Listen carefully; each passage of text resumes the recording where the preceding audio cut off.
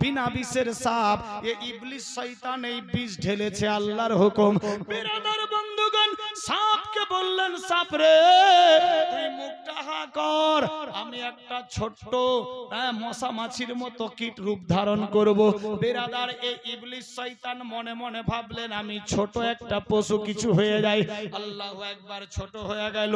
এইদিকে এবার সাপ মুখটা হা করলো, ইবলিস শয়তান সাপের মুখে বসে গেল। আল্লাহু আকবার, আল্লাহু আকবার। এবার সাপ একে বেঁকে করে জান্নাতি বর্ডার ক্রস করে গন্ধম গাছের গোড়ায় নিয়ে হাজির হয়ে গেল। আল্লাহু আকবার, আল্লাহু আকবার।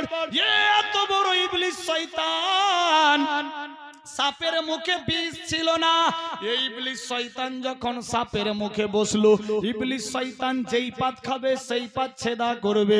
হঠাৎ করে ওই সাপের মুখে ইবলিস শয়তান বিষ ঢেলে দিল।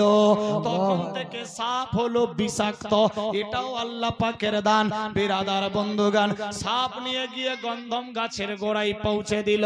ইবলিস শয়তান বলছে এবার তোর আর দরকার নাই, আমাকে ছেড়ে দে।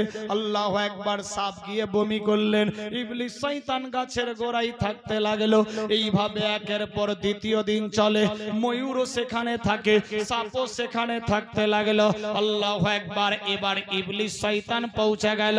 ইবলিস শয়তান দিমাকে ভাবে মাবুদি গো, এবার আমি জান্নাতের ভেতরে ঢুকে গেছি, যেমনি করে হোক বাপ আদম মা হাওয়াকে জান্নাতের বাইরে করব। আল্লাহু আকবার, আল্লাহু আকবার। মনের মধ্যে ভাবতে লাগলো আমি কেমনে আদমকে বাইরে করব। ভাবতে ভাবতে 1 2 3 বছর পেরিয়ে গেল। আল্লাহু আকবার, আল্লাহু আকবার। একদিন আদম নবী মা হাওয়া দুইজন মিলে জান্নাতের ভেতরে ঘুরতে যাচ্ছে। এমত অবস্থায় আদম নবী বলছে, হাওয়া রে ওই যে সামনে গন্ধম গাছ দেখা যাচ্ছে, ভুল করে ওই গাছের দিকে যেও না, ভুল করেও যেও না। ওই যে ডির মারা আছে পাঁচিল দেওয়া, ওই ডিরের ওই পারে ভুল করেও যেও না। আদম নবী বললেন ঠিক আছে আমি যাব না। হাওয়া বললেন ঠিক আছে আমি যাব না। এইভাবে একের পর দ্বিতীয় দিন চলে। আদম নবী যখন হাওয়াকে বুঝাচ্ছিল, হঠাৎ করে ইবলিস শয়তান শুনতে পেয়ে গেছে। সবই আল্লাহর ইচ্ছা সিস্টেম। দেখেন বেরাদার বন্ধুগান, এইদিকে হাওয়ার ইবলিসের নজর পড়ে গেছে। ইবলিস মনে মনে ভাবলো এটাই তাহলে কমজোরি আছে, যেমনি করে হোক গন্ধম খেলেই জান্নাতের বাইরে হয়ে যাবে, যেমনি করে হোক আমাকে গন্ধম খাওয়াতে হবে। ইবলিস শয়তান মনে মনে ভাবতে লাগলো। এইভাবে একের পর দ্বিতীয় দিন চলে। 1 মাস 2 মাস 4 মাস চলে।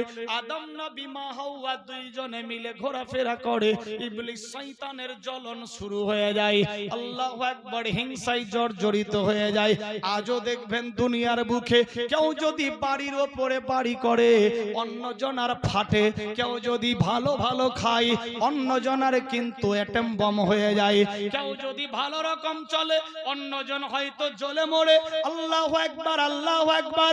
কেউ যদি আচ্ছা সে আচ্ছা লেবাস পরে হয়তো অন্যজনার অ্যাটম বম বাস্ট হতে শুরু হয়ে যায়। এই জন্য বলে বেরাদার, অপরের দিকে লক্ষ্য করে নিজেই ফান্দাই পড়ে। যে অপরের জন্য ফান্দা খুঁড়ে গর্ত খুঁড়ে সে নিজেই গর্তে পড়ে। বড় হিংসা সদাই দুঃখী। অপরের ওপরে হিংসা ভুল করেও করিয়েন না। আল্লাহু আকবার। হিংসাকারীকে কোনোদিন আল্লাহ শান্তিতে রাখে না।